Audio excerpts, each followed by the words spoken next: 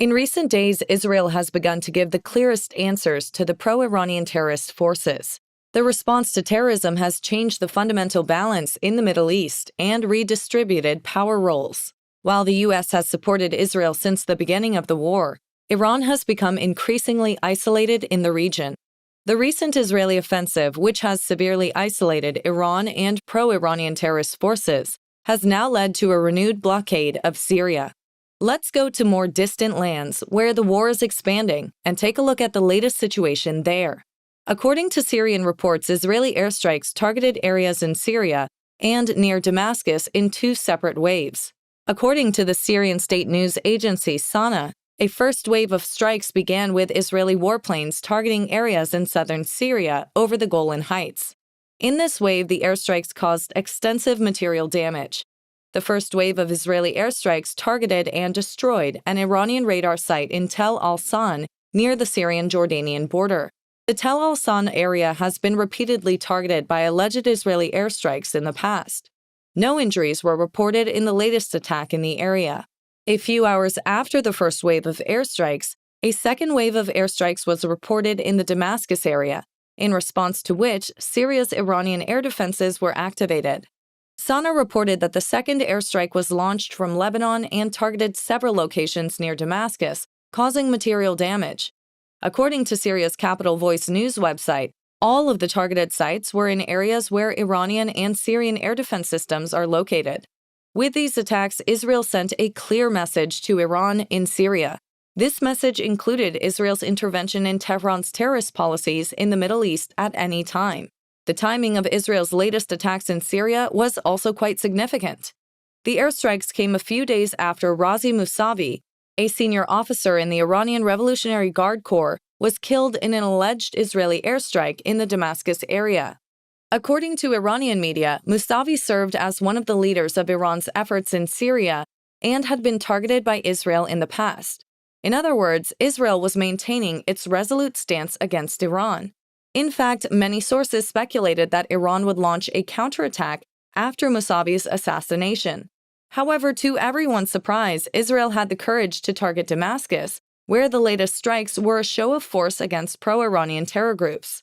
It was well known that the recent Israeli airstrikes in Damascus, far from being a show of force, caused a major problem both for the Tehran-backed terrorist forces in the region and for Iran's Revolutionary Guards Army. The problem was that the latest Israeli airstrikes came just one day after Damascus International Airport was restored to service after it was taken out of service in late November due to an alleged Israeli airstrike. In other words, just as the Damascus airbase was back in service, Israel had again disrupted the entire logistical network in the strategic area, forcing the closure of the airport. The closure of this international airbase means that Iran has a major problem in terms of feeding its terrorist forces. Iran usually used the Damascus International Airbase to provide logistical facilities, and ship weapons and military ammunition to terrorist forces in the Middle East, including the Hezbollah terrorist organization in Lebanon, Hamas in the Gaza Strip, and many others.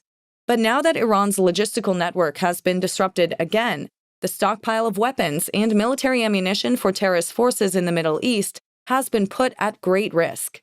It should not be forgotten that Iran is also providing a great deal of support to terrorist forces in Iraq as well as in Syria. Therefore, it is clear that Israel's attacks in Syria also send a message to the terrorist forces in Iraq. The terrorist forces in that country, in turn, often carry out treacherous attacks against the United States, which is seen as Israel's most important ally. The U.S. military has carried out retaliatory airstrikes in Iraq after an earlier drone strike by Iranian-linked terrorists left one U.S. soldier in critical condition and injured two others.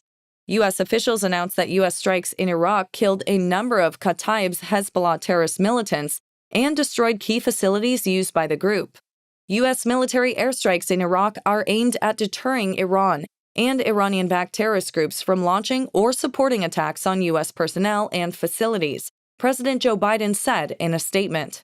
This back-and-forth conflict was one of the latest indications that the war in Gaza between Israel and the Iranian-backed terrorist group Hamas risks spilling over into the Middle East.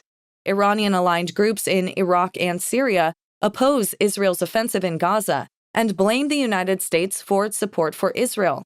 Therefore, terrorist forces in Iraq chose to carry out airstrikes on U.S. bases in order to reduce or eliminate this support. But the latest U.S. strike in Iraq sent the necessary message to the terrorist forces Iran supports in that country. Washington also emphasized Iran's deep involvement in the planning of operations against merchant ships in the Red Sea. You know that for a long time now, Iranian-backed Houthi terrorist forces in the Red Sea have carried out numerous treacherous attacks on civilian shipping and oil vessels. These terrorists have hijacked some ships and severely damaged others. But the United States has announced a joint effort to end the international crisis in this region. U.S. Secretary of Defense Lloyd Austin announced the creation of Operation Prosperity Guardian, a new multinational task force to protect shipping in the Red Sea. The U.S. needs to match the announcement of this important measure with concrete action. Deterring and degrading the ability of the Iranian regime and the Houthis to carry out these attacks will require consistent and powerful military strikes against the Houthi fighters in Yemen, who are responsible for carrying them out, something no one is willing to do yet. So why should the U.S. take such a risky responsibility in the Red Sea against pro-Iranian terrorist forces? Protecting global freedom of navigation on international waterways, particularly key maritime transit points in the Middle East, is a core interest of the United States as a maritime nation and vital to the health of the global economy. About 10% of global trade flows through the Red Sea, and 8.8 million barrels of oil a day pass by ship through the Bab el-Mandeb Strait between Yemen and Djibouti on the Red Sea. Underlining the importance of these transits, the ever-given container ship closure of the Suez Canal in 2021 has an estimated daily cost of $9.6 billion.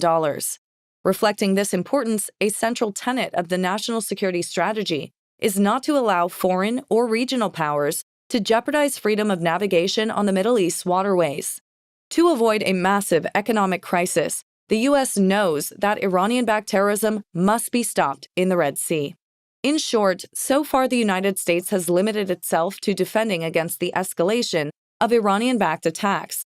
As long as this is the case, Iran and the Houthis will remain on the offensive.